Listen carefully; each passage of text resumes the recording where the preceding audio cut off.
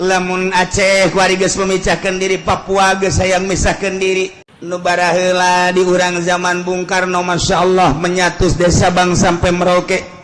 Bung Karno mah menyatukan umat, musyawarah jeung para penggede jeung para inohong tokoh-tokoh masyarakat, berbagai lapisanana politikus, ekonomi jeung ahli agamana, kiai diajak musyawarah, yuk urang nyatu nya hiji dari Sabang sampai Merauke, istimewana Bung Karno. Tapi ku hari berpecah belah. Ku hari ge kapan geus hampir memaksakeun sebenarnya per provinsi. Kulantaran naon asah henteu kageroh ku hari. Lamun Aceh ku hari geus memecahkeun diri, Papua geus hayang misahkeun diri. Kemudian Banten ge Banten selenting-selentinganan geus hayang misahkeun diri. Kulantaran naon eta? Teu kageroh permasalahan naon. Henteu kageroh geus dijieun otonomi daerah ku hari mah tuh. Pelaksanaan pembangunan kumaha sadaerah-sadaerahna pemasukan gede hebat, berendaerah pasukan letik berarti saya-ayana dilaksanakan geus otonomi daerah, tapi tetap bae otonomi, tinggal otonomi, jalan mah tetep bae renjul bae. Ieu kumaha deui atuh, ieu kumaha deui. Oh, horenganan sistem nu aya di urang anu teu bagus.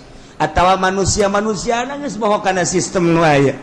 Geus kudu dikumahakeun. Ieu mah keur nyaritakeun kebangkrutan urang.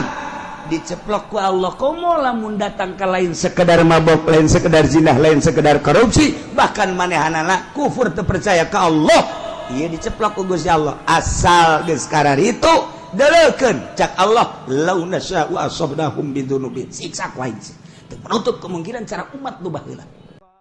Wahai manusia-manusia cek Gusti Allah di dunia, umumna sadunya, khususna mah ahli Mekah, termasuk Indonesia lamun umum, hei manusia-manusia can jelas itu ya kajelema anu nyari cingan bumi jeung imah anu kokoh, meuli imah teh lain sakadar puluh juta, ratus miliaran kadituna, bahkan belas miliar, 10 miliar, bahkan lain boga imahna hiji.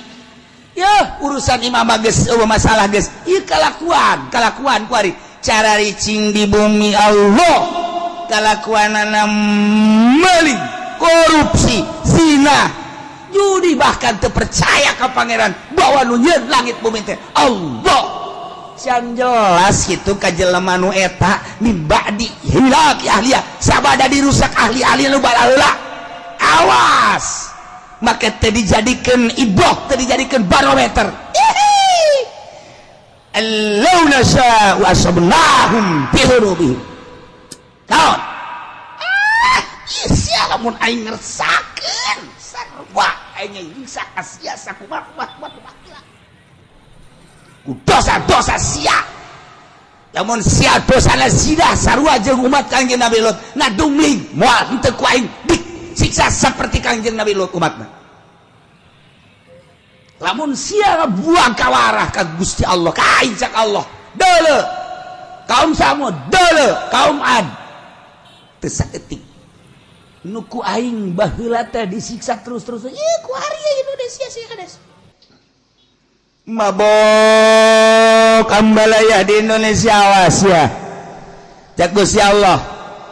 Zina ku ari mah geus ambalaya, teu menutup kemungkinan law nasya'u asabnahum bidzunubihim. Iksa aing sarua jeung umat baheula. Maling, korupsi terus bae, awas law nasya'u asabnahum bidzunubihim. Mentek memehna ku Gusti Allah ku ari dipanaskeun heula, awas. Baheula teh kaum Adban nu dibere panas teh 3 tahun.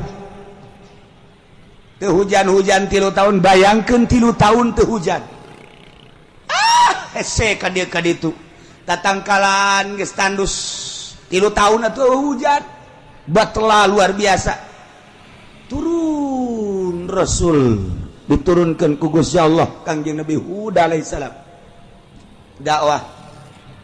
Bejakeun Hud ka umat, lamun hayang subur mahmur lah jinawi, percaya na ulah ka batu, nyembah na ulah ka makhluk. Coba ka aing kitu bejakeun dakwah Kangjeng Nabi Hud.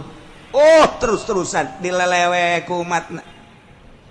terus bae dilelewes saya tipisan mu iman ka Kangjeng Nabi Hud wanas makin menjadi-jadi diutus salah seorang ka Baitullah datang ka ditu ka Baitullah nu kamari didongengkeun teh ayalah kiriman teh mega mendung wah bararunga majar teh bakal hujan ternyata angin ngegelembung angin muter sabak da Kangjeng Nabi Hud jeung pengikutna titah keluar eta kapan siksa cek Allah tuh jadikeun barometer awas di Indonesia geus sabaraha bulan urang dibere panas hujan di mana-mana guludugan jeung kilatan samarukna hujan bener beureun geus dihitung ku ari di nagara geus beak sabaraha puluh miliar ieu ganyeun hujan teh nyararaho urang mah asal hujan seuri padahal mah ieu teh geus total sabaraha miliar beakna lamun teu dihujankeun urang teh ku ari panasna ambual ya pohara luar menyengat cirina cek ahli palak mah angin heula kilat teh guludug teh ieu mah hujan kilat angin sabarukan kumaha awas lamun nang tangan ka Gusti Allah bisa jadi berkepanjangan ieu panas Tangerang geus kekurangan cai pasokan air anu bakal ka Jakarta teh anu geus ka Jakarta ditutup lantaran untuk wilayah Tangerang ge kekurangan Serang geus kekurangan cai ku ari mah kamari ieu rong Purwakarta di Purwakarta geus batela kurang cai Karawang ge lamun teu ngandalkeun Jatiluhur mah geus eueuh cai Allah maha kawasan ke kumaha meureun ke sanajan aya Jatiluhur wallahu alam ngan tetep bae urang ngadoa mah tetep ngadoa bae ngan ieu disiksa mah babari jasa teu puguh teu karu sadane macet siksa teh Allah da kumaha coba ieu terus urang ka Jawa Tengah ka ditu kurang moga informasi di Yogyakarta geus parah jasa eueuh cai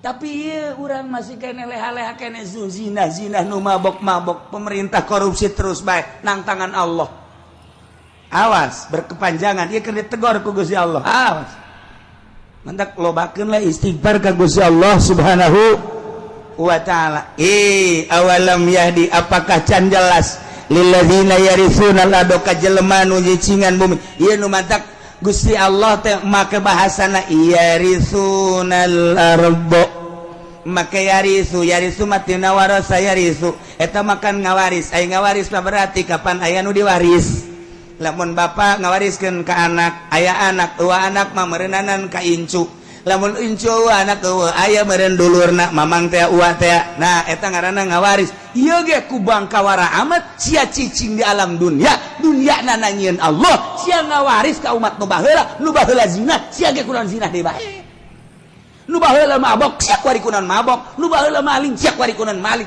maka mantak make bahasana yarisunal ardo pohara lamun dibongkar sakalimat na Al-Qur'an urang mangkat bulu dikiekeun dikitukeun urang mah ieu macaanna nambah ge kuari ge sararese ngadengekeun ge cangkeul padahal mah kurang kumaha kopi geus ngarokok geus bubur geus segala wuduk segala tetep bae ku ngadengekeun cangkeul geus neuleuh deui ka jam bangun dek demo teh ka aing sia aduh Gusti Allah ento ngeta mun boga janji meureun neuleuh deui jam ieu janji aing jeung jahe tuh ieu bahasa yarisuna sia cicing neruskeun lalakon umat nu baheula zina disiksa umat nu baheula mabok disiksa ku Gusti Allah umat nu baheula maling disiksa ku Gusti Allah umat nu baheula kafir disiksa ku Gusti Allah awas sia ngawaris nu baheula sarua sia ge ku aing disiksa deui geus kasaksian ku urang kamari ieu tsunami 200.000 manusia asahina jasa mobil single yang imah bangunan single lenceng asahina jasa kabeh ge dunia jeung manusia seusina asahina urang neuleuh tsunami gempa Yogyakarta tsunami Pangandaran gempa Sukabumi Gunung Galunggung Yogyakarta gunung deui kuari ke batuk-batuk bae gunung deui sarua bae teguran ti Gusti Allah ieu teh ulah kejadian alam sakumaha nu kamari caritakeun ieu teh teguran ti Gusti Allah kuari panas teguran ti Gusti Allah ayo siap Presiden Jokowi merubah tentang perekonomian sia beralih nu tadina Amerika kuari diasupkeun Hongkong Cina kuari sia diasupkeun Cina kuari berangkat ya negara teh hayo sia Amerika tetap baik terus mendesak Cina geus diasupkeun ka urang geus dibuka lebar-lebar asup ka urang sementara jeung Amerika ge can selesai dolar ditaekeun ku Amerika tina 9 naik 10 naik 11 naik 12 naik 13 kuari geus 13,9 geus 14 ayo sia udag-udagan jeung aing berangkat sia Cina cek Amerika perang Cina jeung Amerika di negara urang ti perekonomian urang teh naon urang teh naon kok jadi kos kieu sih kok jadi kos kieu sih kok beusi meuli 2000 ngajual bursa 1000 kok beusi meuli 3000 dijual 2000 atuh ieu mah bebeakan ka kolor-kolor ieu mah lain gulung tikar gulung balik ieu mah tuh kira kumaha aja bayu perang urang teh nyaho bangsa Indonesia mah kulantaran bodoh atuh seserian mah bodoh orang Indonesia mah teu nyaho naon ieu teh keur perang Cina jeung Amerika di bidang perekonomian kulantaran perekonomian jadi tombaknya tolak ukurna perpolitikan teh jalan perpolitikan di urang teh teu stabil deuk kabangun kumaha lamun perekonomianna macet kuari Cina kakarak dibuka asuplah ka urang produksi encan Amerika dikatukangkeun sedangkeun bahan baku belianana kudu make dolar taekeun sia ku aing kaudag moal ku sia sementara hitung-hitunganana ahli ekonomi di urang teh encan mampu kos kieu keberadaan anak deuk kumaha sedangkeun jelema nyeun pabrik di depan eta teh make duit negara sekian triliun nah perpajakanana terus melambung teu kaudag ku nyana lantaran nyana teh pajak tanah pajak bangunan pajak ekspor impor ieu teh kapan kudu dipenuhi sementara dolar naik bahan baku kudu dibeli ku dolar Cina nyerang ka urang ieu da kumaha ieu produksi teh aing balik ka Singapura teh saeutik anu boga karyawan 8.000 nyesa tinggal 2.000 nu boga karyawan 20.000 nyesa tinggal 5.000 tinggal bangsa Indonesia nu teu nyaon kieu amat sih demo ka mana oh pelindung di urang mah demo teh urang demo ka DPR lagi keur puyeng aing boro-boro siap ku aing sarua bae ieu nah ieulah keberadaan Indonesia seperti kieu nah hakikatna mah menang Allah keur dicoba heulana urang mencari tah hakikat syariatna aturanana Jokowi nu boga kuari keur diresapel kumaha perbaiki hayo coba menteri poh ieu ganti itu bakal gitu-gitu kene Nemadak Habibie ngomong terpuruk sepanjang sejarah Indonesia perekonomian saat ini lain cek aing cek Habibie kemari Habibie datang ka dia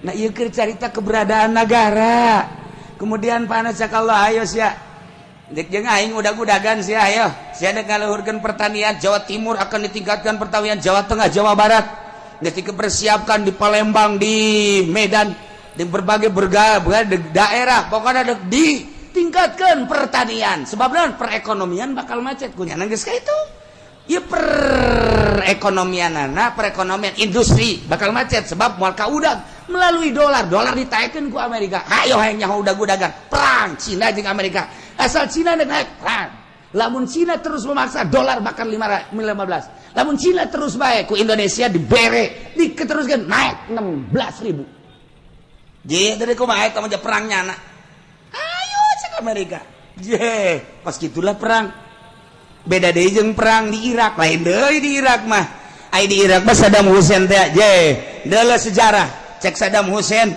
menyaing teu mampu sih kok transaksi make kitu hilang dolar bae ku ini ditaekeun Islam teh dolar ku ari teu bisa transaksi di Irak meuli minyak kudu make dinar meuli minyak kudu make dirham uang Iran kitu kene sepakat boh bingung kalah Amerika sakedeung nyieun lah nyana perkumpulan ieu mah lamun diteruskeun bakalna negara Islam di mana-mana bakal terulang kembali wali sanga zaman kitu Raden Patah dengan Saddam Hussein Islam akan tinggi urang mah teh minyak dengan sakitu perang perekonomian Nah dijadikan biologi padahal di Irak teh ngan omongan Amerika teh dihajar ku Amerika sorangan moal kuat Irak, dihajar ku dua anjing Inggris moal kuat, dihajar jeung Prancis moal kuat, nyeulat multinasional hajar Saddam Hussein sebab urang bahaya ka dituna bisa-bisa Islam naik deui. Islam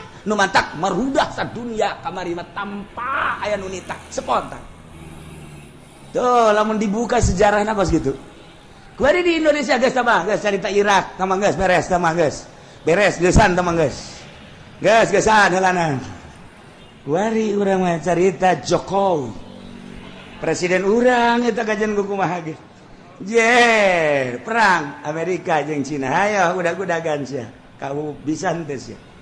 Ketika Cina terus yen naik jeung uang Cina naik yaitu dan non garang Amerika masih kena siap naik deui dolar moal kuat kajen nu mantap cik Jokowi urang kuari mah beralih ka pertanian urang siapkeun pertanian wah geus disiapkeun nya lagi geus boga pemikiran ieu moal kuat ngudag dolar Amerika teh moal kuat geus urang kana pertanian cak Allah lain kitu titah ibadah atuh ka aing jas siang ngandelkeun pertanian teh ngandelkeun hujan panaskeun ku aing sia lain kita ibadah nangan udag-udagan bejakeun para ulama nu sekeliling mengelilingi Jokowi kita ibadah ka Gusti Allah kitu masyarakat ulah udag-udagan yang ka kawasan Allah lamun dipanaskeun panas anu luar biasa deuleu India deuleu Pakistan brek tarakai di tropis tinggal tropis Allah maha segala-galanya awalam yahdi apakah teu jelas ka jelema anu seakan-akan mempusakai bumi cicing teh nyana jadi warisan dianggap pusaka bisukna cicing imah-imah sangeunahna bae sabada dirusak ahlina nu baheula encan jelas Allahuna sya'u lamun teh mah kaula ngersakeun asobnahum kaula ge bakal ngeunaan ka manehna siksa ku sebab dosa-dosa nawas wa natba'u ala qulubihim fahum la yasma'un kaula nu agung teh geus ngelak geus ngecap geus nyeplok kana hate-hatena jelema nu bereheula manan manehanna teh iman teh manan manehanana teu percaya ajuku kaula disiksa hajunya nanah teu daekeun ngadenge kana piwuruk-piwuruk si mata daburin ngan sakadar didengekeun oh dipikir henteu sakadar ngadengekeun oh dilaksanakeun henteu akhirna jadi guguyon siksa ku aing tah jelema-jelema nu bara heula teh nu mantak disiksa teh teu percaya ka aing hatena ku aing geus dicap diceplok distempel geus moal iman kulantaran buang kawarah jasa teu menutup kemungkinan anu ngawariskeun taneuh nu bara heula di urang zaman Bung Karno masyaallah menyatus desa Bang sampai Merauke Bung Karno mah menyatukan umat musyawarah jeung para penggede jeung para inohong tokoh-tokoh masyarakat berbagai lapisanana politikus ekonomi jeung ahli agamana kiai diajak musyawarah yuk urang nyatu nya hiji dari Sabang sampai Merauke istimewana Bung Karno tapi ku hari berpecah belah ku hari ge kapan geus hampir memaksakeun sebenarnya per provinsi kulantaran naon asah henteu kageroh ku hari lamun Aceh ku hari geus memecahkeun diri Papua geus hayang misahkeun diri kemudian Banten ge Banten selenting-selentinganan geus hayang misahkeun diri kulantaran naon eta teu kageroh permasalahan naon henteu kageroh geus dijieun otonomi daerah ku ari mah tuh pelaksanaan pembangunan kumaha sadaerah-sadaerahna pemasukan gede hebat berendaerah pasukan letik berarti saaya-ayana dilaksanakeun geus otonomi daerah tapi tetep bae otonomi tinggal otonomi jalan mah tetep bae renjul bae deuk kumaha deui atuh deuk kumaha deui oh horenganan sistem nu aya di urang anu teu bagus atawa manusia-manusiana geus moho kana sistem nu aya geus kudu dikumahakeun ieu mah keur nyaritakeun kebangkrutan urang diceplok ku Allah komo lamun datang ke lain sekedar mabok, lain sekedar zinah, lain sekedar korupsi, bahkan manehanana kufur terpercaya ke Allah, iya diceplok ku Gusti Allah. Asal geus karar itu deulekeun cak Allah law nasya'u asabnahum bidzunubihim, siksa ku aing teu menutup kemungkinan cara umat nu baheula. Jaga kurang tina siksa Allah, urangna babalik ka Gusti Allah Subhanahu wa ta'ala. Tilkal quratuh, kampung tuh, negara tuh, kota allati maradzikruha nu geus dicaritakeun tadi geus kaliwat. Naqussu alaika kaula nu agung nyaritakeun ka anjeun ya Muhammad, he Muhammad, min ambaiha tina caritaan-caritaan eta negara tuh dele. Ketika di Irak bangkawarah manusia setelah Kangjeng Nabi Adam turun di India, kemudian anak baranakan Kangjeng Nabi Adam teh, kemudian tas Kangjeng Nabi Adam Kangjeng Nabi Idris di Irak dilanjutkan ku Kangjeng Nabi Nuh alaihis. Tilkal quratuh, kampung Irak tuh, negara Irak Utara. Di situlah Kangjeng Nabi Nuh dilahirkan, didinyalah Kangjeng Nabi Nuh dakwah di tengah-tengah masyarakat anu luar biasa biadabna. Didinya maling, didinya zina, saha nu gagah, saha nu menang teu percaya bahwa langit bumi nangieun Allah. Kangjeng Nabi Nuh diutus kita iman ke Allah disengsarikeun. 950 tahun Kangjeng Nabi Nuh, umurna 1000 tahun, 950 tahun eueuh nu iman eta dakwah. Ya Allah ya Rabbi, urang mah nyeun pondok kakarak 5 tahun eueuh nu mondok bage geus frustasi. Urang dakwah eueuh nu ngadengekeun bage geus frustasi. Deule Kangjeng Nabi Nuh 950 tahun eueuh ngan Kangjeng Nabi Nuh mah terus bae tabah, diusir bala Kangjeng Nabi Nuh. Tidinya instruksi Gusti Allah nyeun kapal Kangjeng Nabi Nuh disaling-salikeun. No, aya nyeun kapal mah deket laut, lain di tengah-tengah negara. Sia mawana ka ditu kumaha jeung leumpangna kumaha? Kapal mah ayana di laut. Cek Kangjeng Nabi Nuh kula mah instruksi ti Gusti Allah lah, udah sok Allah-Allahan. Edan sia mah Nuh.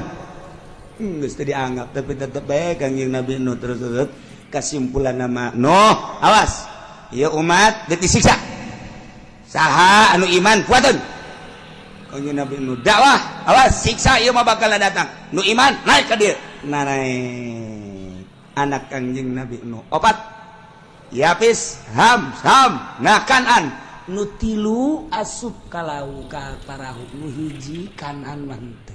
Anak sorangan Kanan teu percaya ka Abah. Teu percaya ka Abah nabi Rasul. Ieu urang teh ieu teh turunan 3 Yapis, Ham sakitu. Dijelaskan ku Kangjeng Nabi di hadis Bukhari. Yapis bapak orang itu, Sam bapak orang itu, Ham bapak orang itu. Jadi urang teh keturunan 3 Kangjeng Nabi Nuh alaihi salam moal kaluar ti dinya. Arab turunan mah dijelaskan ku Kangjeng Nabi.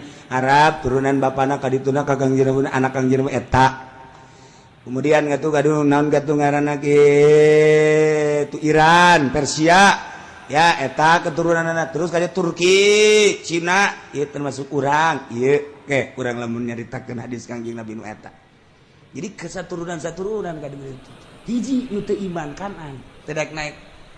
Kanan ka dieu cak Kangjeng Nabi Nuh, iman siksa ieu mah. Lah, bah, siksa di mana? Abi naik ka ditu ka tanggal kalapa. Ada liput sia tanggal kalapa ge. Bong moal mah nya tiba heula ge tilok tanggal kalapa tilok liput ku cai. Ieu mah siksa sadunia ieu mah. Moal bah paling ge lah kula mah lamun tanggal kalapa dekaliput kula mah ka gunung. Geus eta teh iman ngaranna ge. Terus disiksa teh naik di mana Kangjeng Nabi Nuh? Tu singgahna ieu gunung naon gara-garana kapal Judi di Al-Qur'an. Gunung Judi di mana tak? Di Turki. Nah jadi di Irak terus ngengkeuy kapal teh eureun-eureun di Turki.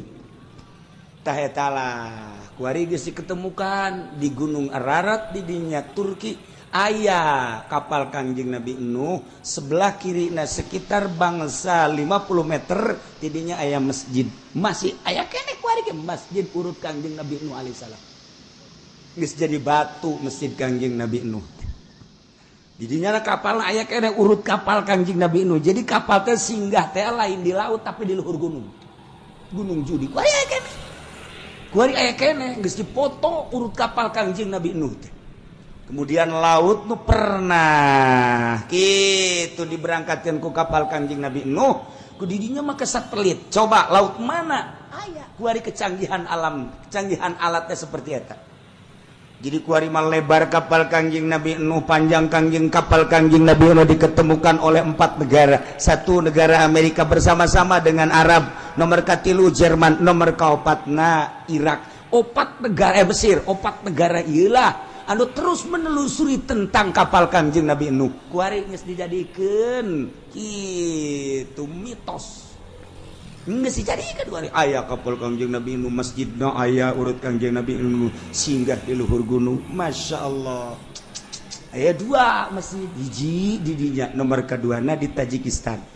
Nah jadi eta lamun urang ka ditu engke naik ka gunung bakal kapanggih jeung masjid urut Kangjeng Nabi Nuh alaihissalam ke lamun urang ka Tajikistan ka ditu ente naik kulama balik para raih bisa sia di luhur gunung aya tapi make kapal heli di Sorota aya masyaallah terbukti ieu teh orang Amerika ingin membuktikan coba di mana sih kayak Gunung Judi dan di mana sih singgahnya kapal dan bagaimana ditelusuri selama 5 tahun menelusuri eta 5 tahun menelusuri eta alhamdulillah terbukti iyalah geus dibukti-buktikan ku Gusti Allah nyana nama asup Islam kemudian loba nu asup Islam di Amerika ketika manehana nyaritakeun tentang terbukti nah baheula zaman Kangjeng Nabi tutup ku Amerika teu meunang dicaritakeun bahaya ieu mah Masya Allah mailah cerita tilkal qura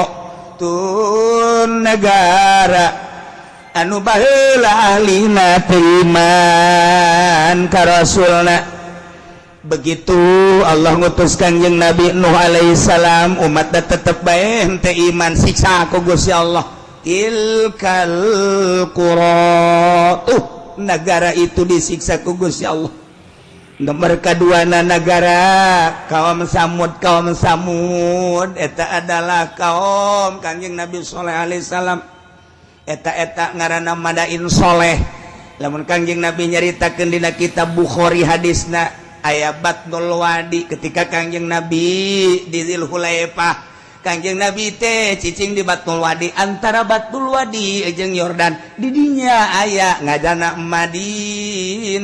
Madain Soleh lamun dina Al-Qur'an aya surat Hijr eta surat Hijr teh eta tuh didinya lah disiksa kaum Samud teh lamun terus urang ka Yordan aya Petra di ditu tersisa ditinggalna tilkal qura disiksa kaum Samud mana deui tuh Ad kaum Ad di mana Ad kaum Ad teh antara suhu di Arab Madinah antara Madinah jeung Yaman belah ditu aya Ahqaf karana mentak dina Al-Qur'an aya suratul Ahqaf eta dataran luas dataran pasir urang menyebutna gurun pasir Sahara ngaranna Ahqaf teh lamun urang dina Al-Qur'an mah suratul Ahqaf Yaman kaum Ad di Yaman ditinggalna kaum Ad mentak diutus Kangjeng Nabi Hud alaihissalam Yaman mentak aya kuburan Kangjeng Nabi Hud di Yaman mah osok di haolan wah ramena luar biasa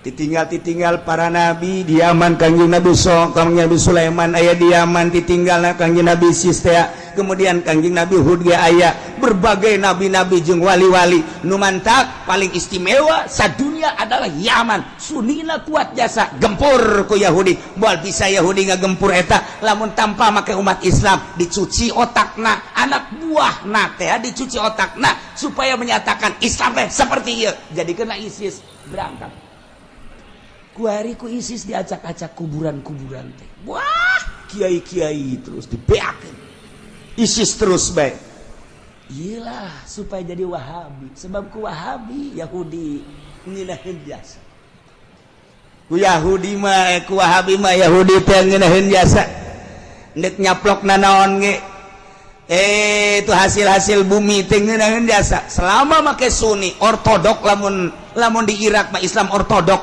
ahli toriko ieu bahaya urang teh teu meunang nyaritakeun tentang tuh Tuan Abdul Qadir urang teu meunang nyaritakeun tentang Kanjeng Nabi urang teu meunang nyaritakeun tabaruk Yahudi teh ngaulahkeun hese ku Yahudi mah melalui Wahabi. Kos gitulah kuari asup ke Indonesia Wahabi. Syiah asup. Mentak lobalah pertanyaan-pertanyaan mahasiswa untuk mempertanyakan kebenaran kewalian Maulana Hasanuddin. Mempertanyakan kebenaran kewaliannya Syekh Yusuf. Mempertanyakan kewaliannya Syekh itu Asnawi. Mempertanyakan kewalian Wali Sanga. Ketika orang nyaritakeun nyana wali, apa dasar kewalian? Coba, lamun tahun-tahun sabaraha, naon ditinggalna. Nah, ketika orang nyaritakeun Cirebon, Syekh kitu Syarif Hidayatullah, dideuleu ku urang keramikna. Dideuleu ku urang potongan bangunanana iyalah ngajadikeun mitos bakal didinyalah bakal kanyahoan tahun sekian maka dengan ayana kos kitu jelaslah kewalian Syarif Hidayatullah dihancurkeun kunyana supaya anak incu urang ulah bisa nyaritakeun di urang tidak menutup kemungkinan bakalna Cirebon hancur wali sanga kabeh dihancurkeun Banten ge dihancurkeun supaya kuari mah orang masih kena bisa nyaritakeun engke bukuna bakal dibeakeun kabeh beuleum rencana Yahudi seperti eta ulah sampaikeun ka nyaritakeun karuhun kewalian ieu nu mantak jadi kekuatan Islam teh nu mantak kuari Arab teu kuat teh lantaran naon lantaran nyana geus teu nyaritakeun di mana makom Siti Khadijah kuari geus teu kadeuleu di mana ditinggal Kangjeng Rasulullah geus teu kadeuleu malah kuburan Kangjeng Nabi ge deuk dipindahkeun jahat teh Yahudi ya Wahabi nurut bae deui. Ini kumaha coba ieu. Nah, mantap kuari digempur memeh Mekah jeung Madinah. Kangjeng Nabi nu bakal diacak-acak engke Yaman heula sebab di Yaman lah loba tinggal ahli sunnah wal jamaah nabi-nabi. Irak geus hancur, kuari Yaman dihancurkeun. Engke terus tas Yaman bejana ka Indonesia. Moncongna geus dikieukeun. Di Australia moncong geus dikeun tepat Cikupa geus diukur kunyana dikacikupakeun bae ka jansakeun aya citra aya anu ngabisiki coba cenah ka puri ulah puri mah eueuh teh puri mah aman eueuh nu zina eueuh nu mabok eueuh di dinya mah aya ge anu eta doang ngeusian 50 tah ieu di urang teh geus di berbagai sektor di luhur geus dia siku Wahabi pun hayang nyaho di kepemimpinan Jokowi iyalah kadeuleu rapuhna nu mantak dipaksakeun lah NU dengan agil sirot kudu naik di sadajan sabaraha miliar kudu bae urang lamun nyaritakeun kitu bakal ngabukakeun tentang keberadaan Indonesia kunaon sih bisa memaksakeun aya bergaining jeung ieu sebab naon keur memperjuangkeun kewahabian jeung kesyiahan dicaritakeun soge maksudnya kumaha hati-hati ka hareup lain lalaga dieu mah terus dipaksakeun padahal mah NU mah lain kos kitu kuduna atuh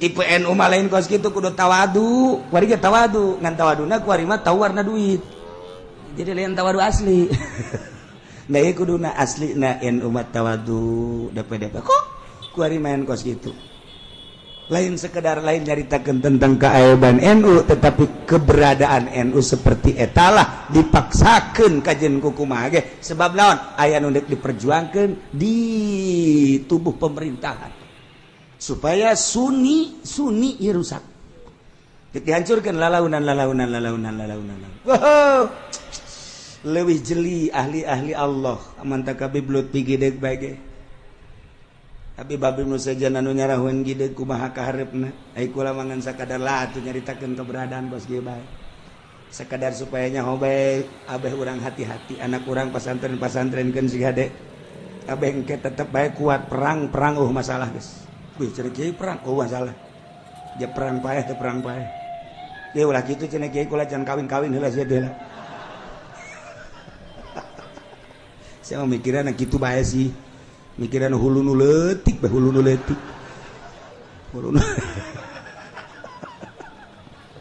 kula bae ingat mikiran hulu nu leutik sok inget ka jelema ku boga pamajikan opat ya tangan kunyana diatur caknya teh kieu nya pokona mah asal giliran sia datang ka imah aing ka dieu ke sia balik isuk kana ieu datang jadi awewe nu datang sebab ai mah pan boga pagawean dakwah teh dagang teh dan lain sebagainya geus sia kudu nyaho saya datang ka waktuna masing-masing geus itu persetujuan pemajikan opat oke. Gara-gara nama iya tah hulu nu leutik aing jadi inget bae tungtung nama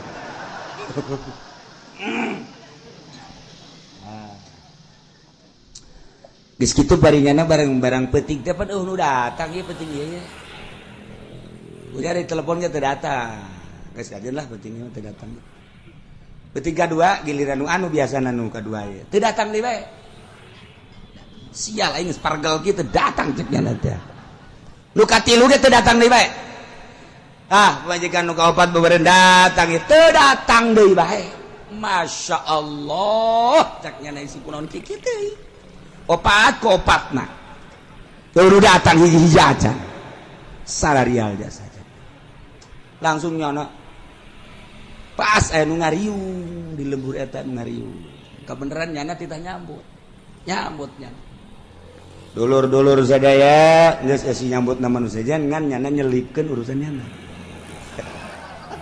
itu biasa tanya ki pudol ya emang kitu penceramah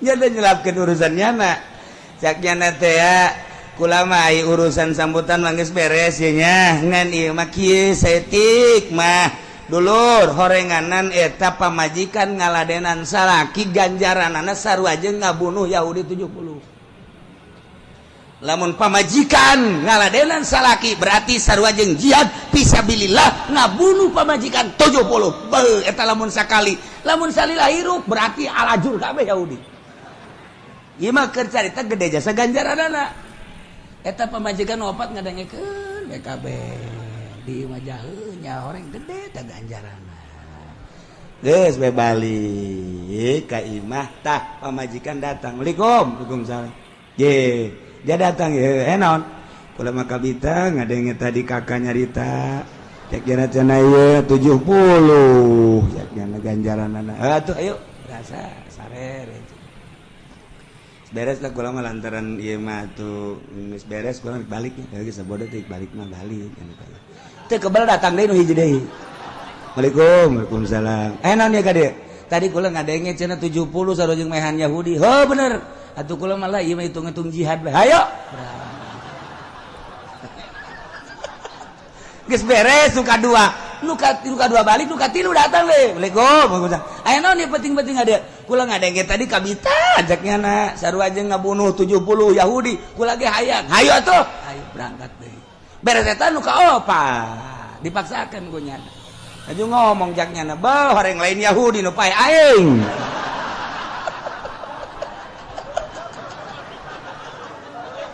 tuh gara-gara nu leutik inget bae kadinya aduh jaknya lain Yahudi nu modar aing isu ka rumah sakit teh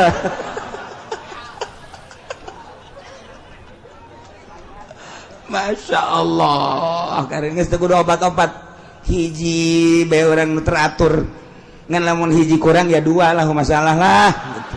Ngan nu teratur rasa penting dihijikeun gitu atuh teu mah modar jana tuh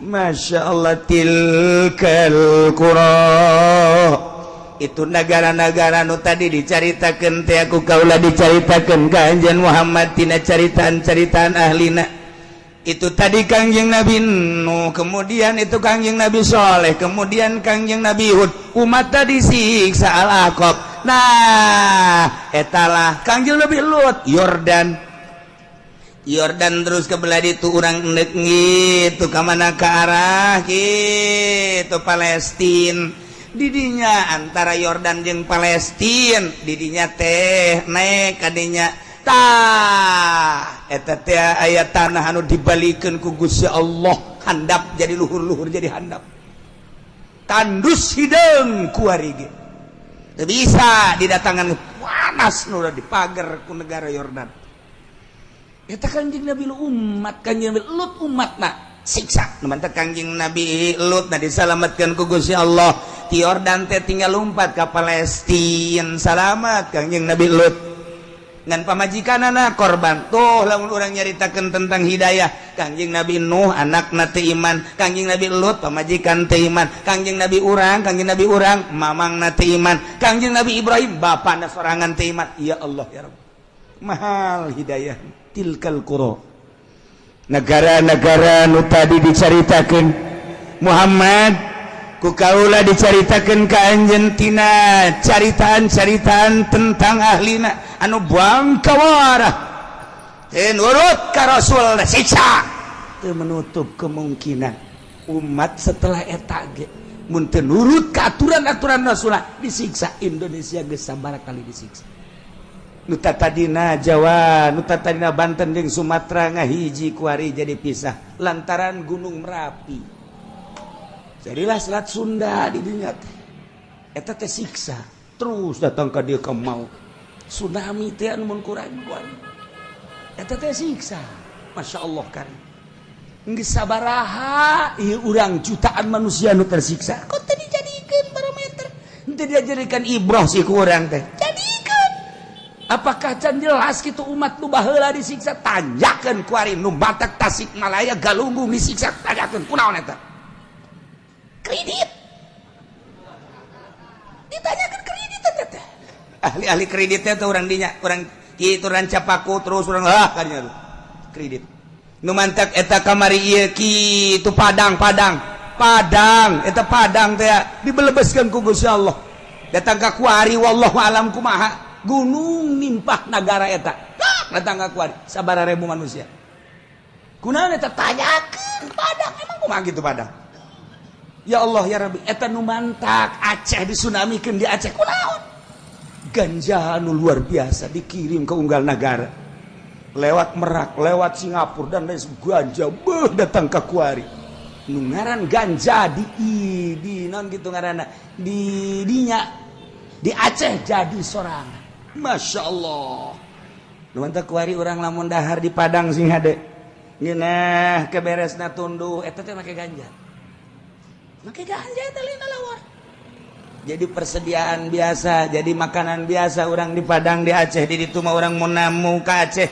lamun urang teu ngarti ka agama ketika masak di ganjaan nikmat di daharna teu kebal PS ganja jadi sorangan lamun urang nyaritakeun ganja di Aceh jadi sorangan urang nyaritakeun di Yordan eta teh kitu zaitun jadi sorangan jadi sorangku lagi kaget di sisa gunung zaitun barang terus naik mobil di sisi imah kebelah zaitun horeng jadi sorangan nu mantak zaitun ke mancanagara zaitun nu aya di urang geus di naon dikemas eta teh menang ti negara Yordan jadi sorangan mantak dina Al-Qur'an watini wazaituni waturi sinina wa hadzal baladil amin demi tin demi zaitun Waturi Sina demi Gunung Tursina emang didinya terus Yordania Mesir terus ke Palestina Gunung Tursina okas Gunung Judi teh di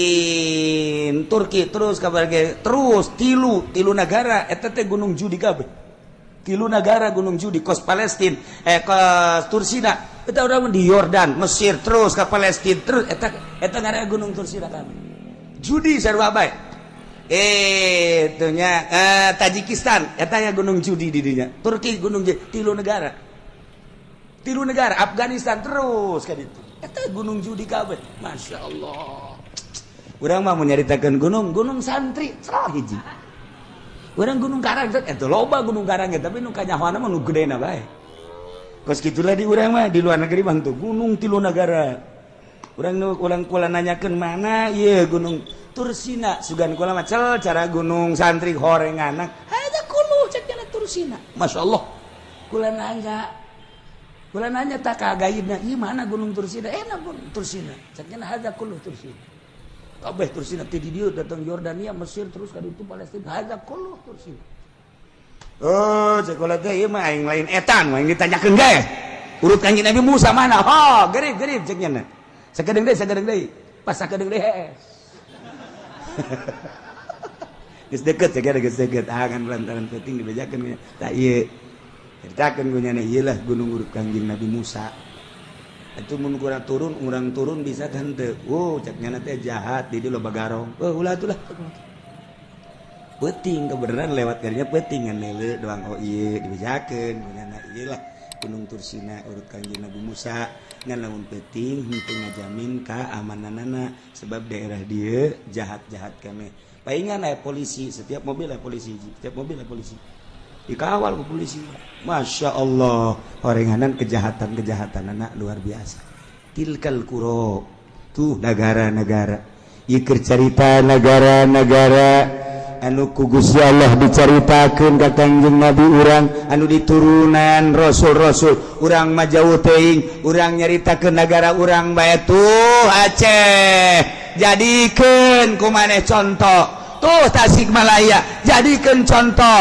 tuh kitu Sukabumi jadikeun contoh tuh Padang jadikeun contoh kade ulah datang tai goyang tuh Yogyakarta kaum Kanjeng Nabi Lut boga kalakuan fahisyah latatuna rijala syahwatan min dunin nas nyana boga kalakuan nu geus ngabudaya ngadumling bool lalaki kabelah dia nama lain bool lalaki bae bool bikang ge kadieu nama malah mah asal perboolan bae dahsyat tiba kaum Kanjeng Nabi Lut ya Allah na'udzubillah min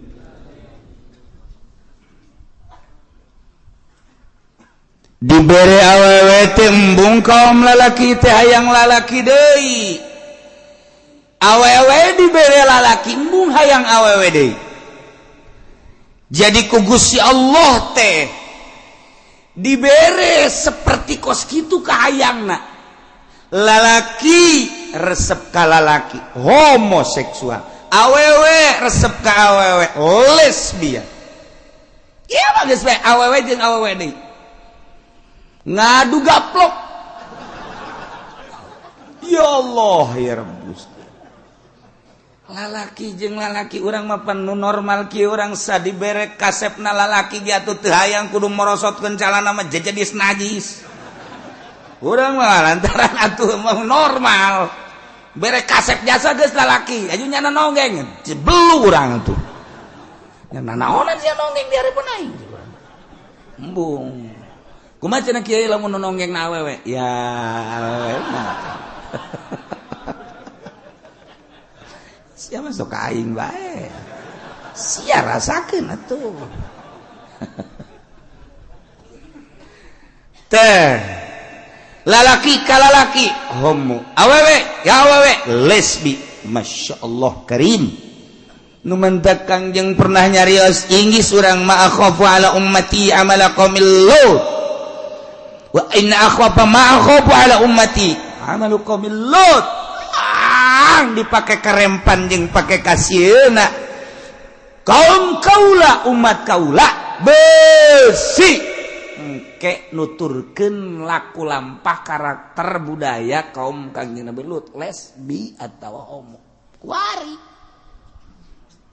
inggis urang besi cara sakumaha siksa nu diturunkeun ka kaum Kangjeng Nabi Lut alaihis naudzubillah min geus dibahas hukumna Imam Syafi'i geus ngabahas hukum liwat Imam Maliki geus ngabahas Imam Hambali geus ngabahas Imam Ahmad bin Hambal Imam Hanafi geus ngabahas seluruh para mujtahid geus ngabahas liwat leuwih dahsyat tibatan zina namatak nya nama kuduna ge dibeulem ayo zina makan lamun guer muson sakadar dihad anu muson ranjam tapi anu liwat belum kuari malah dilindungi di PBB malah dikawinkeun lalaki jeung lalaki teh lantaran make aturan HAM hak asasi manusia. Hormatilah hak asasi manusia kama qala Raden Haji Oma Irama.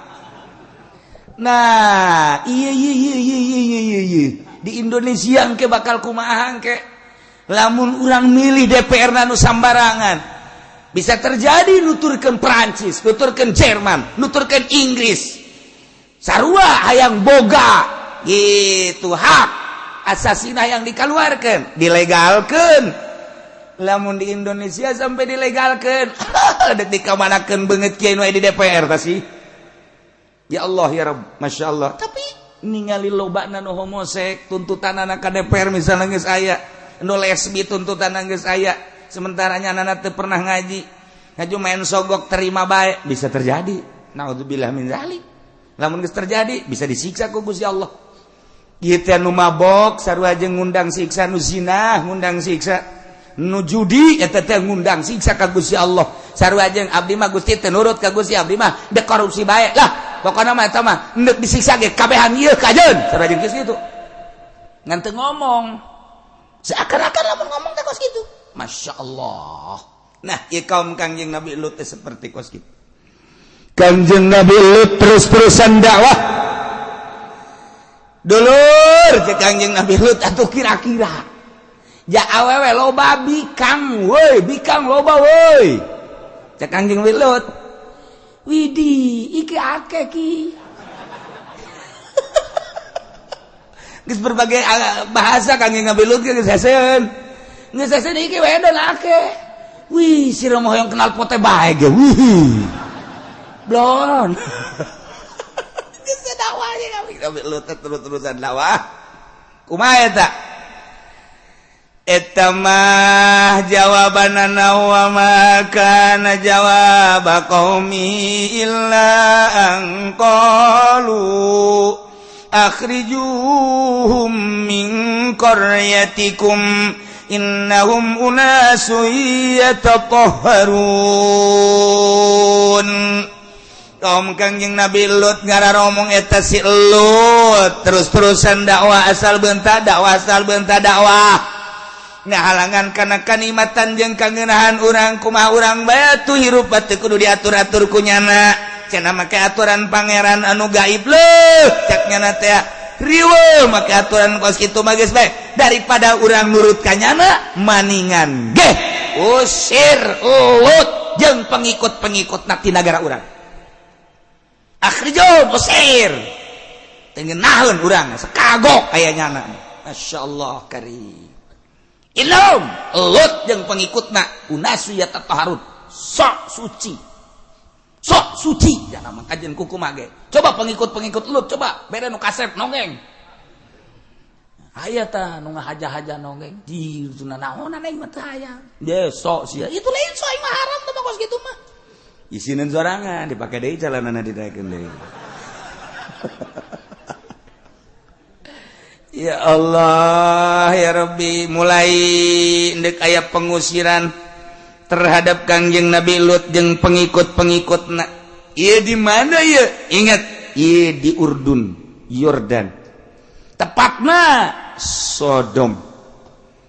Gororoh.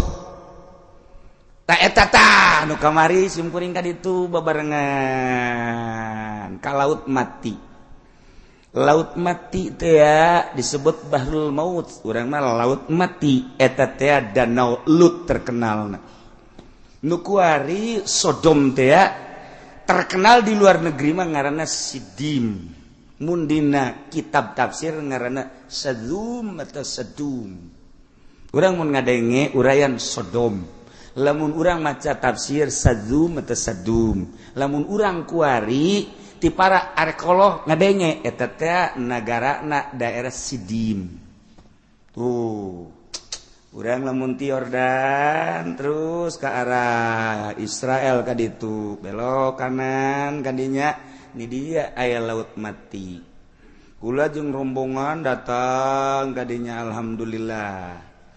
Kukula geus dibejaan bahwa ieu adalah tempat siksa, daerah siksa kaum Kangjeng Nabi Lut. Hati-hatinya terus beta urun kabeh ka laut mati wabeh ngararojai hayang membuktikan bener henteu ngambang bener kula ge deuk hayang tadina nu mantak hayang loba urang barat mara kesempak wah indah ye ceuk kula ye mantep ye lah ye kiih heula kula kiih kadinya tadi luhur sanggeus kiih keluar kapanggil jeung sosok manusia hiji jelema nyana datang nyekel we ka kula haza baladu urdun cek nyana aja dicekel sorban kula ku nyana dicekel sageze dicekel terus dipetakeun ieu cara cek nyana ieu cara naon gara-garana make sorban negara urdun jadi kula mah cicing we nyana anu terus we mang metakeun ka kula ieu negara urdun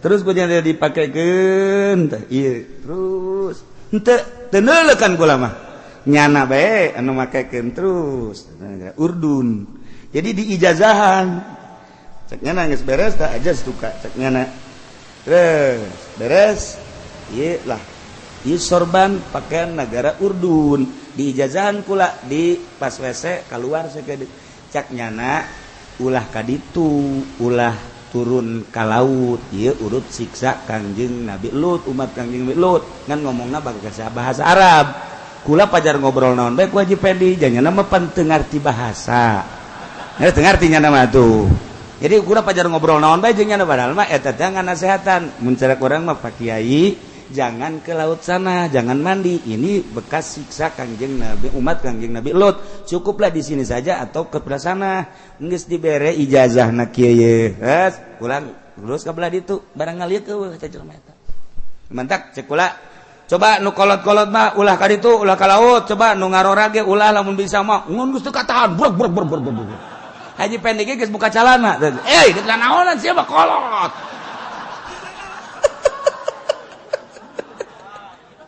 jadi eta kenang-kenangan di Urdun hiji di ijazahan maka sorban ala Urdun nomor kedua nyana nganasehatan meureun di hate kula rada aya tadina mah hayang rada aya hayang nama mumpung ka dieu tuh sok aju mumpung kan urang mah tapi etatnya nang nasehatan maka bahasa Arab ulah ieu urut siksa cek nya teh amankan Pak Kiai arina kula jeung nu kolot-kolot mente alhamdulillah kula Haji Pendi Haji Agus Haji Rosidi anu bangsa teu laku ka awewe lah nu geus karolot aran teu atuh awewena ge loba nu henteu ayo nu ngarora maka ditu bau kukula dibere waktu eta teh sajam setengah naraeknya poho asa jadi bangkong meureun kikieuan we nyana digerokun ke geus hese jasa supir ge seuri bae supir tuh masalah di ditu mah supir ge teu bermasalah artina seserian cak ngomong urang na cak ngomong urang supir ngomong ka kula asal geus asup ka laut ieu moal bisa sajam sebab naon merasakan keindahan kenikmatan laut mau bisa 3 jam budak pohara jasa eta mah tinggal urang we ngaroko deui di dolo gegeroan urang jauh pon ti luhur ka handap teh endaan seserian segeng teh ngeuseus sabodo siapa ya atulah ngahiji jeung urang barat orang Indonesia, orang Mesir, orang mamana ngahiji jeung urang barat. Urang barat mah dilalaga kahayangna. Nya make sempak doang pun sakieu, nya paruti pan. Emang kiai neuleuh ulah ngomong sia mah.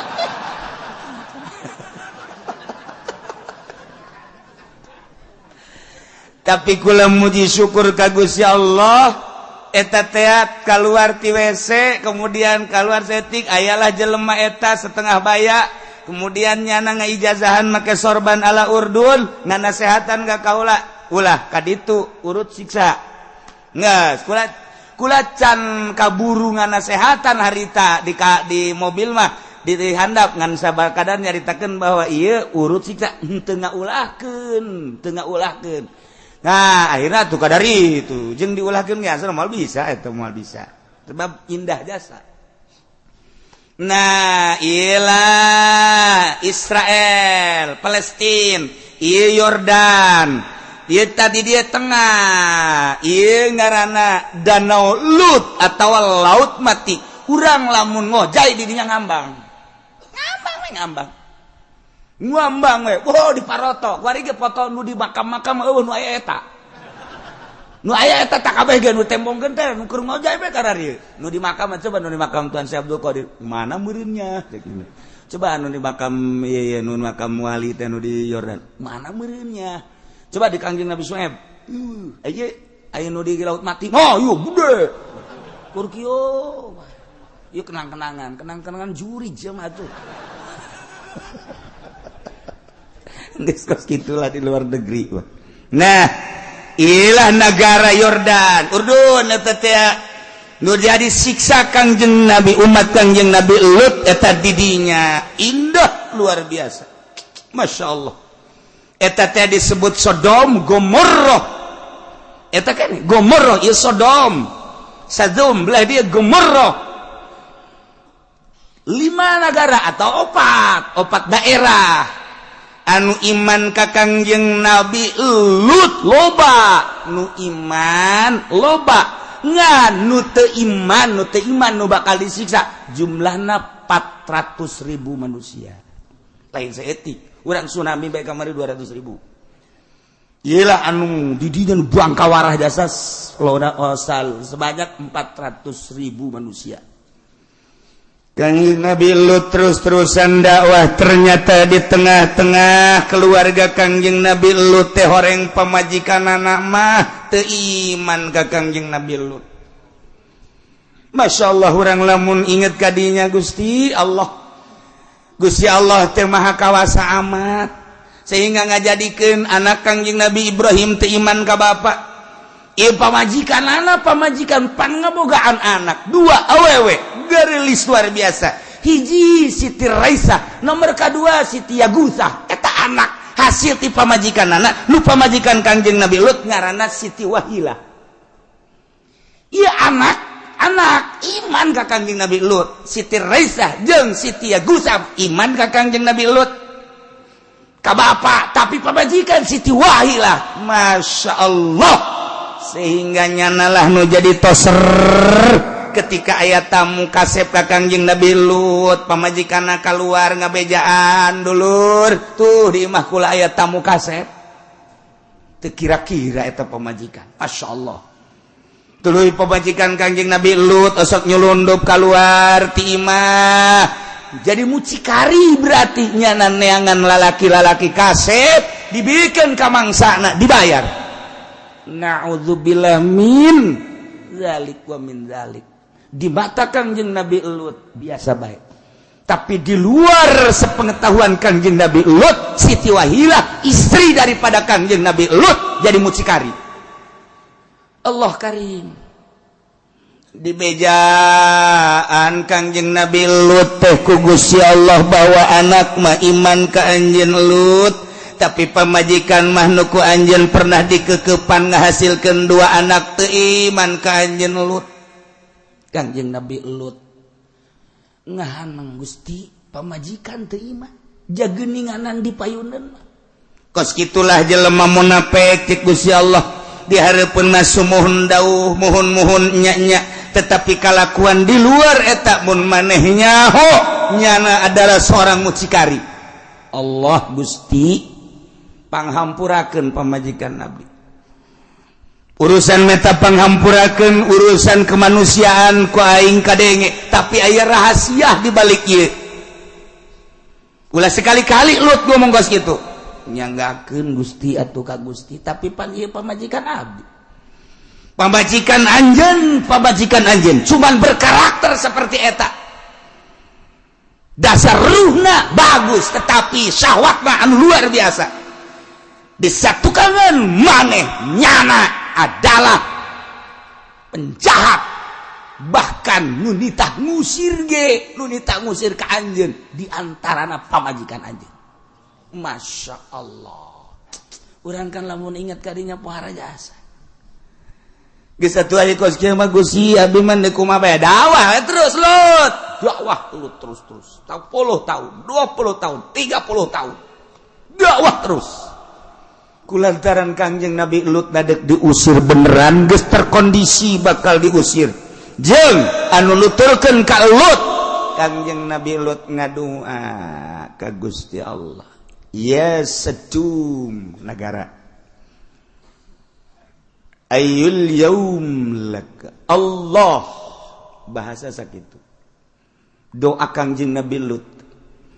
Poe mana nu bakal dikenakeun ku pemilikna ka anjeun wahai Sedum. Terserah Gusti Allah. Kaula geus teu kuat lantaran lain masalah dakwahna pengusiran ti negeri anjeun ya Sedum. Ya Sedum ayul yaumi lakallah Sedum. Tutup langsung Kangjeng Nabi Lut dakwah wahai umat kaula nu iman ka kaula tinggal tunggu keputusan ti Gusti Allah. Urang lamun titah kaluar ti negeri ya segera siap. Wabeh anu iman ka Kangjeng Nabi Lut siap-siap. 1 hari setelah doa jol Kangjeng Nabi jol kitu Kangjeng malaikat Jibril alaihissalam jeung malaikat Mikail memehna ka Kangjeng Nabi Ibrahim heula. Kangjeng Nabi Ibrahim dibejaan bahwa negeri Sadum nu dipimpin ku alo anjeun yakni Lut bakal disiksa. Kade umat di dieu ulah ka Yordan jeung kaula setelah di dieu bakal berangkat ka ditu ka Lut. Mangga atuh sa Kangjeng Nabi Ibrahim. Tuh, berangkatlah Kangjeng malaikat Jibril jeung malaikat Mikail datang ke Kangjeng Nabi Lut. Assalamualaikum. Waalaikumsalam. Kadeuleu ku pamajikan Kangjeng Nabi Lut Siti Wahilah teh. Beuh, ieu mah tamu kasep. Oh, haraja saya kasep. Urang Yordan teh karasep tapi ieu mah kasep jasa. Urang Yordan mah karasep, irung mancung, mata burelet, bibir bareureum, semampai. Pokoknya orang neule awewe di Yordan, neule lalaki di Yordan, kuarasep. Oh, lu jore. Barang orang neule ke pasar Kemis, Masya Allah. Nah, iya mah kasep jasa. Gegiraan bae eta Siti Wahilah. Begitu aya tamu. Ka imah karasep, nyana keluar, ngabejaan. Saudara-saudara sekalian cek yana. Aduh, imah bayaran lagi kudu mahal. Aya naon? Di imah aya tamu kasep. Lain lalaga di makasep lagi. Tu anta paradoi langsung darata. Lut, mana tamu kasep? Malaikat Jibril aya kana di dinya. Cek Kangjeng Nabi Lut, aduh. Emangnya Jibril di dumling. Ada panik. Oke Kangjeng Nabi Lut ada panik. Toh, mun kejadian Jibril di dumling kumbay. Maksudnya panik bahkan kos gitu. Sarua jeung tadi teh aya pocong. Panik kan. Lut, mana tamu? Kaget Kangjeng Nabi Lut cek malaikat Jibril. Tenang. Ana Jibril wa hadza Mikail. Tenang, Lut. Ulah geumpeur. Ieu mangan sakadar deuk ngabejaan bahwa anjeun jeung umat anjeun segera ba'da subuh ieu lumpat ka Yerusalem. Kabeh bejakeun. Ayo rek dikumahakeun nagara ieu rek disiksa. Kula nu langsung kita nyiksa anak ku Gusti Allah. Segera langsung ya tuh sapamitan pes saya. Didobrak lawang begitu malaikat Jibril geus kala luar didobrak lawang. Lut, mana lu kasep? Coba batu teangan. Cina tadi di dia nu kasep. Ji, atuh nu kasep mah tuh area bae coba teangan. Teangan disaksak. Terus ka dapur ka mana ka jero. Mana ieu nu kasep jauh? Ieu si Wahilah bohong kajen ku kumaha ge. Bohong ieu terus datang Wahilah. Mana nu kasep? Mana nu kasep? Nyana tetep dihareupeun Kangjeng Nabi Lut mah kieu bae. Terek ngomong Siti Wahilah di kahareupeun salaki mah. Masya Allah. Guys, kuari mah dicare kanan ge cicing bae Kangjeng Nabi Lut. Akhirna kala luar terus Kangjeng Nabi Lut dakwah segera diisuk-isuk ieu urang berangkat ka Yerusalem. Segera berangkat jeung Kangjeng Nabi Lut ka Yerusalem pengikut-pengikutna. Cek Kangjeng Nabi Lut tidak terkecuali anak kaula, pamajikan kaula jeung dulur-dulur kabeh lamun bener ieu urang hayang salamet, urang berangkat kuari ka Yerusalem.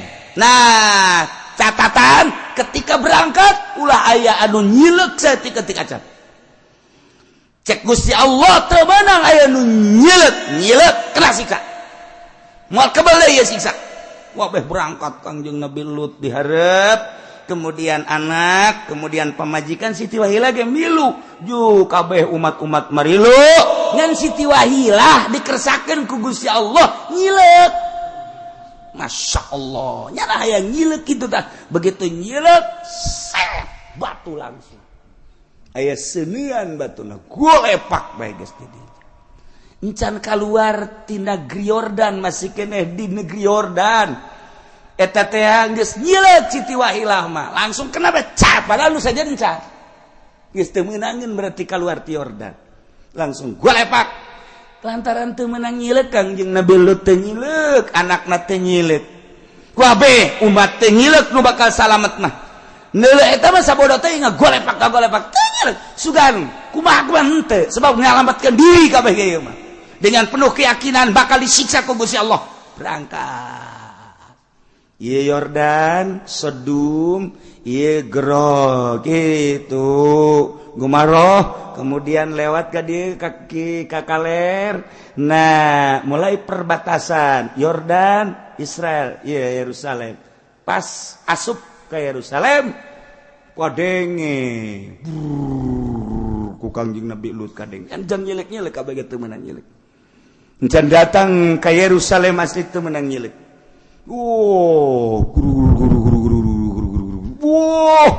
beh kaget di Yordan kaget kabeh ke jelema oyag-oyagan bumi oyag lain lalagaan oyag di luhur galedeg si geleger ayat aya naon kitu batuna aya segelan ternyata ieu batu meunang ti neraka sijil bari ieu batu teh ti neraka sijil aya ngaranan hiji-hijina lamun jang haji pendi bae geus teu bisa nyana kaluar ti dinya geus ieu mah geus bae pokona mah aya ngaranan bae tah mah jang Aisyah jang Sarwiti geus aya ngaranan pesenan langsung ieu mah weh ti ditunggu encan pakalaluan encan kaharandap kakarak ngubeng bae di luhur batu ngubeng di luhur aya sunuan bos pohara jasa ditonton masa itu batu wah itu batu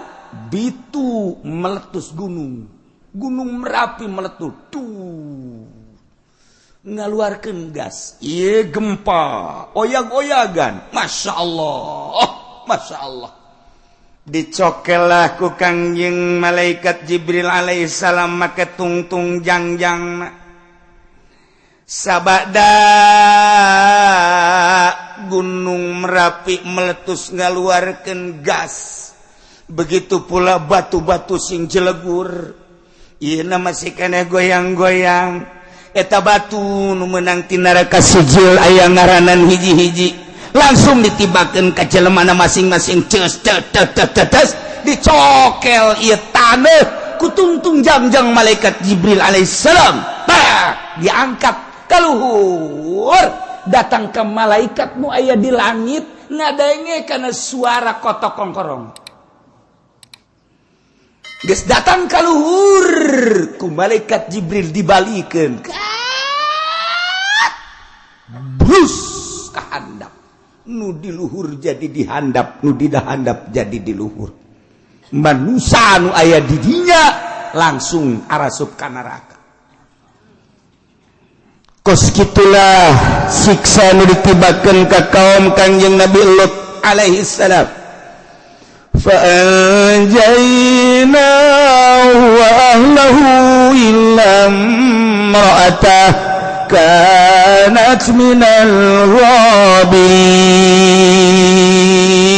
wallahu a'lamu bimaradi fanjainahu maka nyalametkeun kaula nu agung ka Kangjeng Nabi Lut wa ahlahu jeung ahlina Kangjeng Nabi Lut yakni anakna nu ngaran Siti Raisa jeung Siti Agusah bahkan ahlahu teh jeung masyarakat anu iman ka Kangjeng Nabi Lut alaihi salam illam imra'atah kecuali pamajikan anak yakni Siti Wahilah anu teu iman ka Kangjeng Nabi Lut anu ku Kangjeng Nabi Lut titah kaluar babarengan syarat ulah nyileuk asal nyileuk kena siksa nyana mah tersiksa di Yordan keneh kanat minal ghabirin pamajikan Kangjeng Nabi Lut mangaran Siti Wahilah minal ghabirin termasuk salah satu jelema anu tetap kena siksa di jero nagara Yordan siksa wa amtarna alaihim matara Gusti Allah Subhanahu wa taala nita malaikat ngahujanan ka kaum-kaum Kangjeng Nabi Lut alaihi salam mataron yakni hijarat sijil batu menang jokot tina neraka sijil aya ngaranan hiji-hijina Allah karim atu faahlaknahum nu nyesa hiji-hiji acan dirusak ku Gusti Allah kuari tinggal puing-puing urang ka Yordan kuari ningali laut mati Sodom ngaranna nu terkenal kuari ieu adalah lembah Sidim etalah urut siksa kaum Kangjeng Nabi Lut alaihi salam ahli arkeolog didinya meneliti dunia ieu setelah diteliti ternyata asup ka Sidim tersebut kunyana ditingali batuna begitu batuna ditingali ieu batu terkeras di dunia hiji nomor kaduana mengandung seuneu anu luar biasa nomor katiruna aya sulfur ieu teh lamun dikaawakeun lamun kurang diantep awak engke bisa molotok nu kuduna engke dipandianana didinya maka di ditu geus disadiakeun sulfur kos karena itu teh asal urang dek mandi ka ditu asup ka dinya urang teh diletakan engke titah ngagejembur ka ditu ari urang ieu mah rombongan ti dieu geus teu nyaho kaler kidul cenah mah geus teu main letak-letak ngagejembur sorangan mah geus ka ditu batur mah make letak heula eta teh aya unsur-unsur kitu medis lamun anu kurap bakal leungit kurapna kudis leungit kudisna lamun anu hideung bakal jadi putih lamun nu putih bakal jadi hideung Masya Allah dijualan lah di toko-toko ngan dijualan lah geus diramu bakal aya satu kesulitan baheula mah mun urang nyokotan di dinya keluar di bandarana henteu meunang nya maka diproduksilah mahal meuli urang bisa dibawa ka dieu dipake taneuh tama taneuh nah gunungna anu tadina gunung tersebut kitu bitu diteliti ternyata per detik ieu jadi kawah-kawahna masih heab-heaban keneh setelah kawahna heab-heaban dijagdag eta teh dijagdag hayang nyaho kedalaman kawah tersebut di gunung nu aya di Yordan eta di nu sababaraha ribu meter terus per detik ieu encan kajagdag per detik ieu encan kajagdag adapun kawah anu adapun eta mah naon danau Lut geus kanyahoan jadi laut mati Sodom ngaranna kemudian taneuh nu dibalikeun di Gomorrah belah ditu eta teh tandus kadolo taneuh hidungna tandusna anu tatadina eta dihadap kuari jadi di luhur teu bisa dipelakana naon urang kadinya ge panas mentak tidak diperbolehkan manusia kadinya teu meunang panas kuari ge masih panas keneh bae mentak eueuh teu dimeunangkeun urang hanya bisa ke laut mati termasuk laut mati ege eta termasuk nu dibalikeun ngan anu bagian jadi danauna kos kitulah urut-urut siksa kaum Kangjeng Nabi Lut alaihi salam maka cek Gusti Allah kaifa kana akibatul mujrimin deuleu pikir ku aranjeun kabeh kaifa kana kumaha geula kabuktianana akibatul mujrimin tungtungna jelema anu berdosa ka Gusti Allah lain di Yordan bae andai kata di Indonesia lamun terus-terusan teu ibadah ka Gusti Allah teu iman ka Gusti Allah mabok dikembangbiakeun zina dikembangbiakeun kemudian judi dikembangbiakeun maling korupsi dikembangbiakeun ieu teu nuntut kemudian teu nuntut kemungkinan urang disiksa cara kaum Kangjeng Nabi Lut alaihi salam cuman urang ngadoa naudzubillah min zalik ngalindung urang sadaya ka Gusti Allah tina siksa nu model kos kitu paling urang mangan sadakeun nyadarkeun diri urang ulah datang ka ngundang siksa bejaan para pejabat ulah terlena teuing korupsina bejaan tetangga urang ulah terlena teuing mabok jeung zinana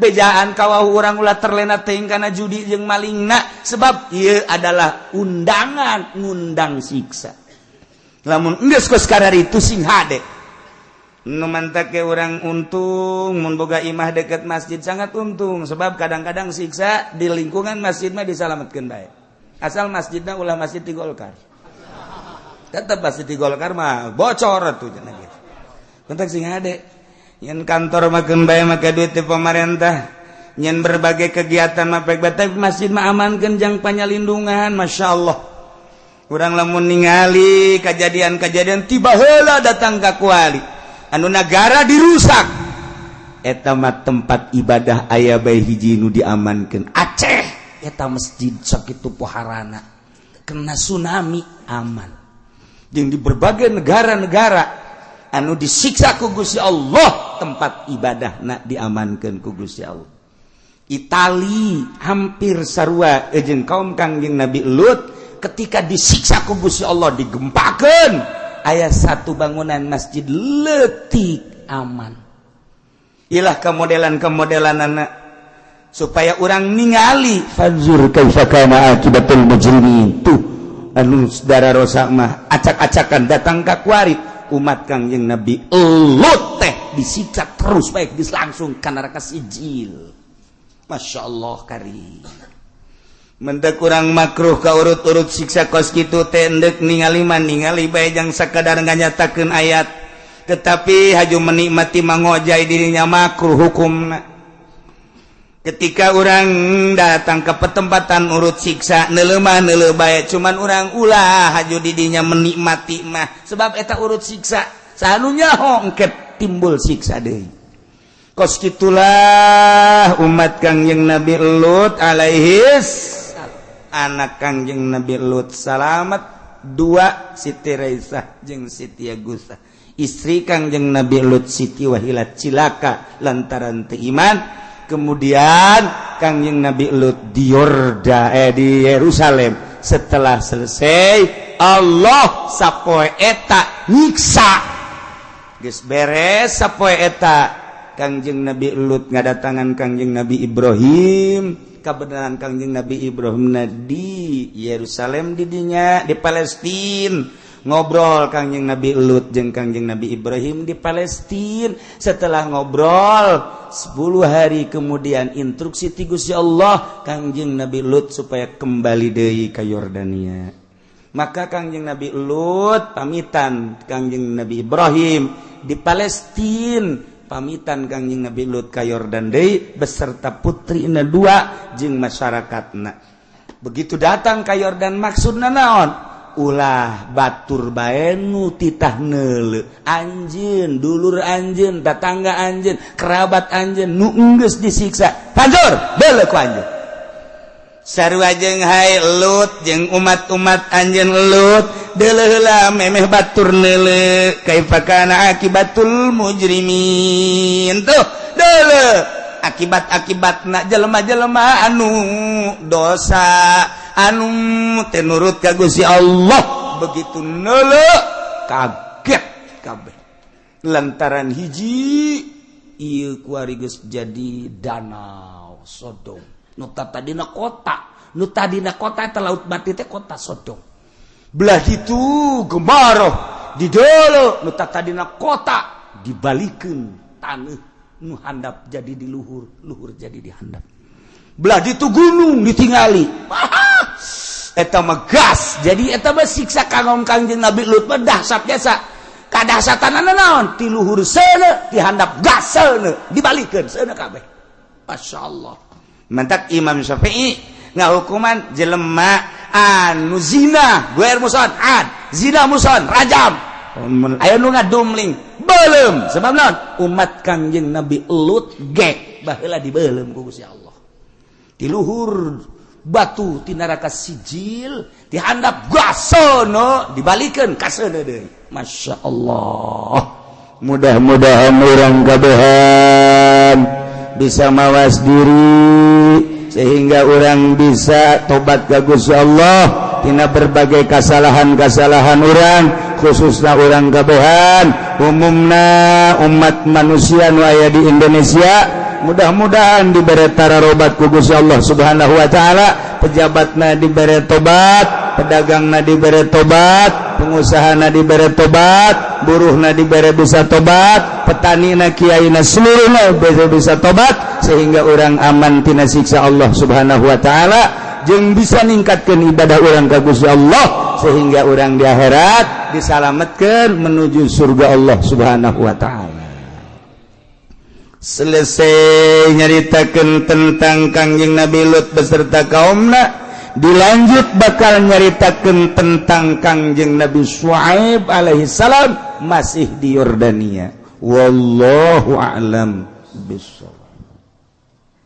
Bismillahirrahmanirrahim. Wa wajadu lan moyangna sajaron qadiman ing batu kang lawas min ayamil jahiliyati saking pirang-pirang dina kang bangsa jahiliyah maktuban alaiha kang dan tulis walai ngatas hajar lapad bahar wapir mufalatun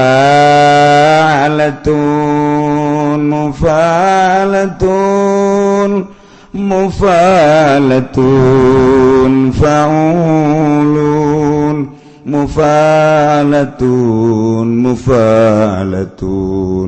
mufalatun faulun ngaranna bahar wapir not balok wapir tarjum ummatun qatalat Husaina syafaat jadi yaumal hisabi nusa kurang pakai ai Jumat ya ilahilas tulil firdausi ahla wala aqwa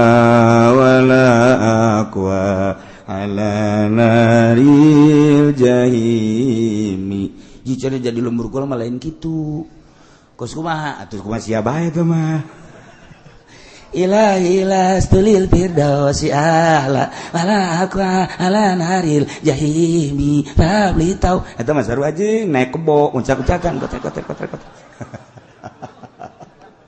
bisa bae kumaha ge man ieu mah kan keur carita naik onta ngalengis sedih ieu bahasa atarju anata ngarep umat qatalat kang mataini ya umat Husainan ing sidina Husain syafaat jadi ing pitulung akine Husain yaumal hisab ing dalem dina den hisab mencek orang maulah sambatkan ya sia yang pitulung aki Sidna Husain tapi sia mehan Sidna Husain harapan ulah boga harapan bakal ditulungan ku aki Sidna Husain yana Kangjeng Nabi Muhammad ai ente anjeun sia mehan maka Sidna Husain maneh boga harapan apakah ngarep-ngarep umat anu mehan ke Sidna Husain teh tidak ada harapan moal bisa harapan tinggal harapan hayang syafaat jadihi syafaat pitulung yakni pitulung akina Kangjeng Nabi urang Kangjeng Nabi Muhammad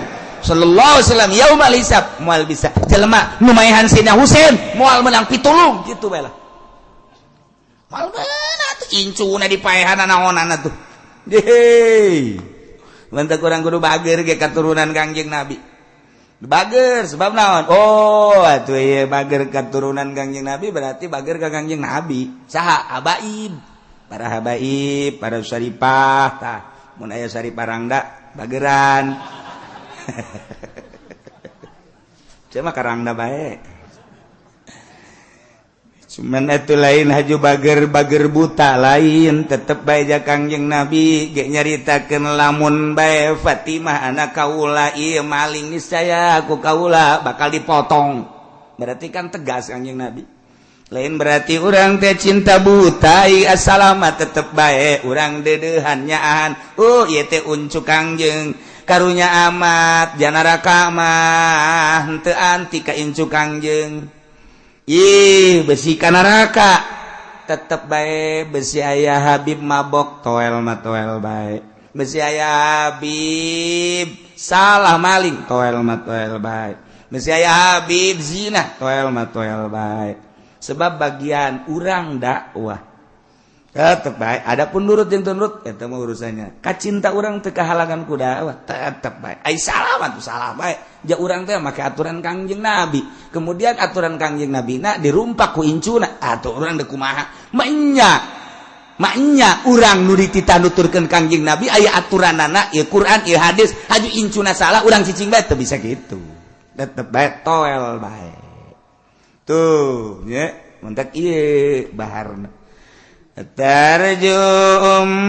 Atarju ummatul qatalat Husainan syafaat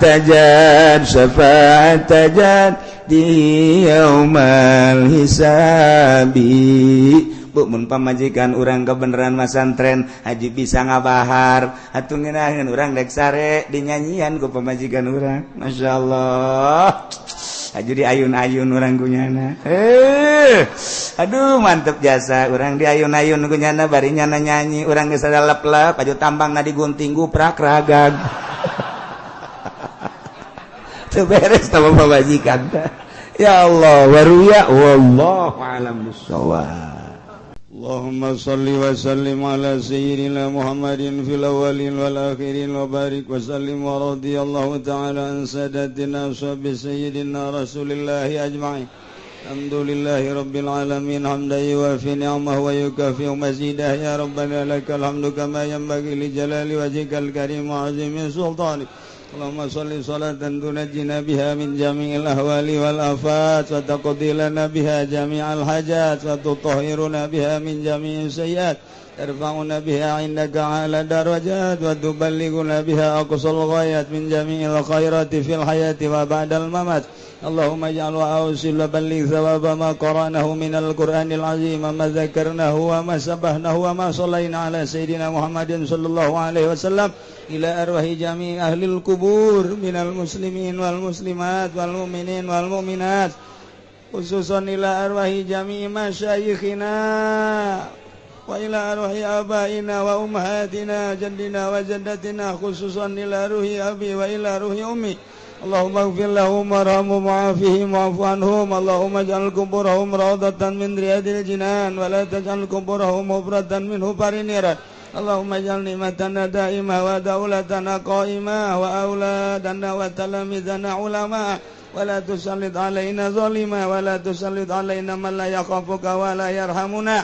Allahumma sallimna wa sallim dinana wa la tasabaqtana zi imanana warzuqna ya Allah khairai dunya wal akhirah. Allahumma inna maghfirataka arja min amalina wa inna rahmataka awsa'u min dhunubina. Allahumma illam nakun ahlan an tablugha rahmataka rahmatuka ahlun an tablughana ya wasi'at kulla shay'in arhamar rahimin. Taqabbal minna innaka antas sami'ul alim wa tub alaina innaka antat tawwabur rahim. Shalli wa sallim ala jamil anbiya'i wal mursalin. Alhamdulillah.